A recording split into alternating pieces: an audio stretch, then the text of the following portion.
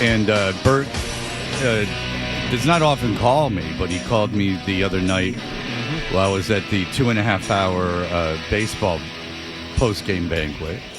And afterwards, I called him back, and he said, "Do you mind if I use your name in an article I'm doing about Jim Irsay?" And I said, "Of course not."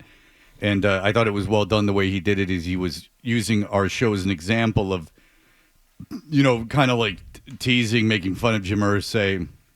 Bert was nice enough to get him on the show. And once we had him on the show, he was great. We talked to him for like an hour. He was real open about everything. And he was a very authentic man, which I value. I think that's one of the great qualities in people that I admire is an authenticity to them. He's kind of the anti-Belichick in that regard. And but from what I'm hearing, Bert, I heard one of the old Indianapolis GMs being interviewed on Mad Dog. Jim Irsay was not looked down upon, according to him, in league circles.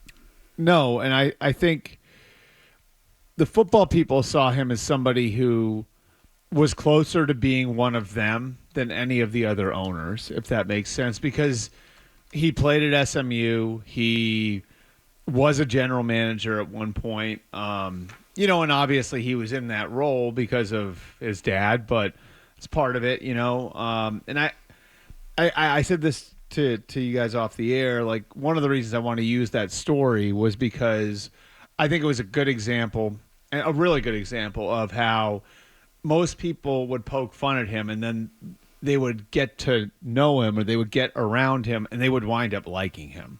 I think he was a hard guy if you got around him not to. I think he'd have a hard time not like ending up being like, you know what, like this is a good-hearted guy.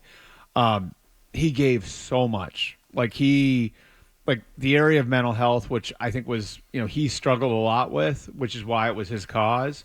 The amount of money he gave to that is, enormous. So he did a lot of good, but I think he was also like genuinely like there's a good person inside of there with all the demons and everything else, and he had no problem being human about all of it. Because and a lot of these guys want to carry themselves like they're senators, and or that's like they're the dignitaries, and like there was none of that with him. And I think the best example, Fred, is like that owners meeting 3 years ago in New York, and this was at the height of the Snyder stuff. And if I remember right, that was the meeting where some of the ex-cheerleaders showed up, right? And like basically said like the sexual harassment was off the charts in the building. And I remember at that meeting, it was like other owners were taking like backdoor exits out of the hotel so they wouldn't have to walk by the media because they didn't. Like, I don't want anybody digging through the skeletons in my closet, so I'm not going to say anything about this. I won't touch that with a 10-foot pole. And these guys are all surrounded by 15 PR people who are telling them to shut up and finding the escape route from the hotel for them. And Jim Irsay comes walking down the stairs, and I was one of the first people who walked up to him. So it was like me and 2 or 3 other people. And he immediately went after Snyder. And he immediately said, like, this is a bad look for the league. Like, this is not good for any of us. And where Roger Goodell refused to say anything cross about Dan Snyder until he was officially out, where the other owners, again, were taking back exits. Like, Jim Irsay decided the right thing to do was to get to go out there and say something about it and be human about it.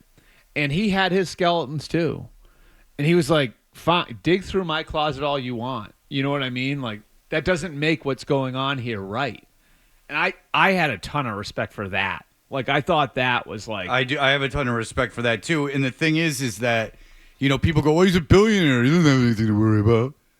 Well, he had a terrible childhood, I'd imagine. His dad was a deplorable alcoholic. And not that making an alcoholic makes you deplorable, but he seems to be a deplorable guy. His arrest wasn't fun. Remember that? That was very publicized. Yeah. And, when he moved the team, he was drunk and yelling. And he was, I guess, a very abrasive guy and not a very good guy. Mm-hmm.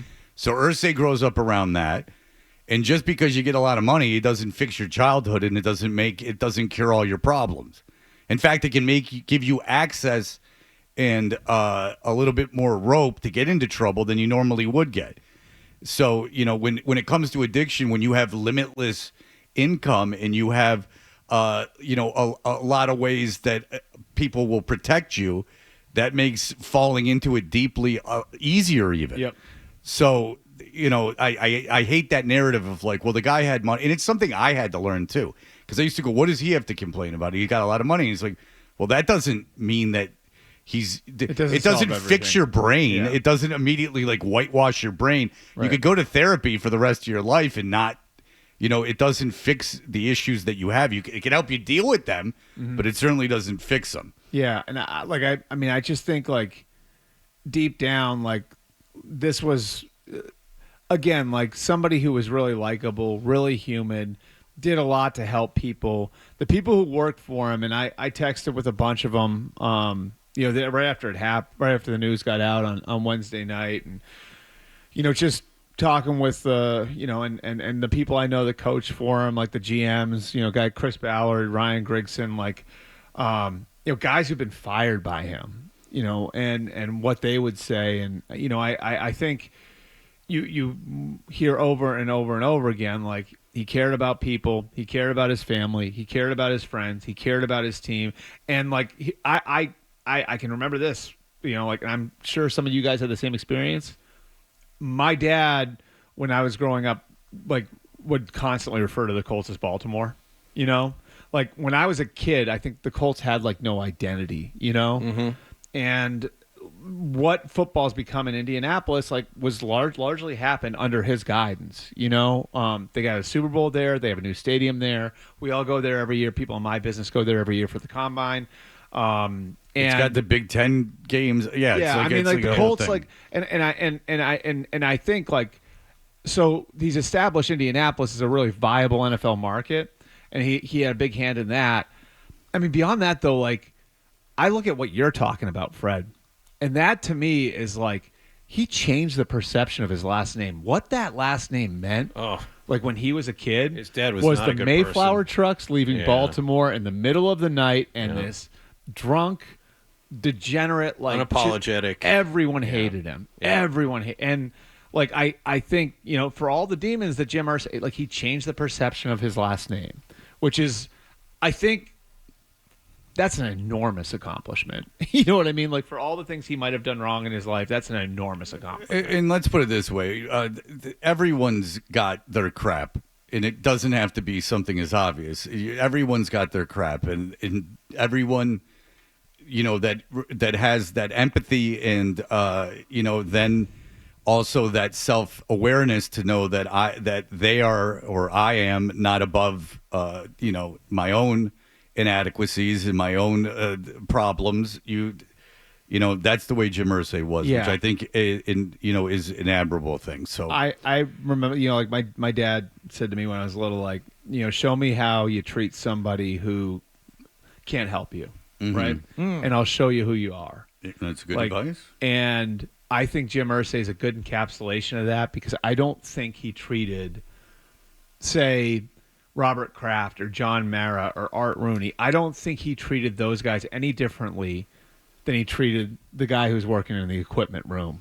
And I think that says a lot about who somebody is. Yeah, I think it does as well. Well, Bert, it's a great article. It's up on MMQB. You can read about it. He was given that assignment as he's the head honcho writer over there. Also, this Amazon thing kicks off. Bert's profile gets very, very high. Yeah. Rich Eisen is now on ESPN, and he's a regular guest there. He's a regular guest of Dan Patrick. But this show Look at you go. is what he's most known for. Out of everything, it will go on his tombstone.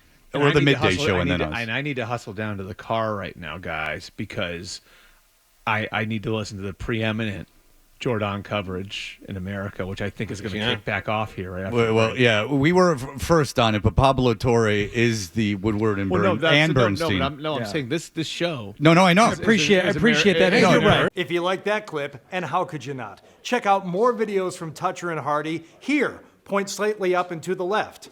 For more Patriots analysis and opinion, hit this playlist. Point slightly down and to the left. And for the latest from the Sports Hub, download at 985thesportshub.com.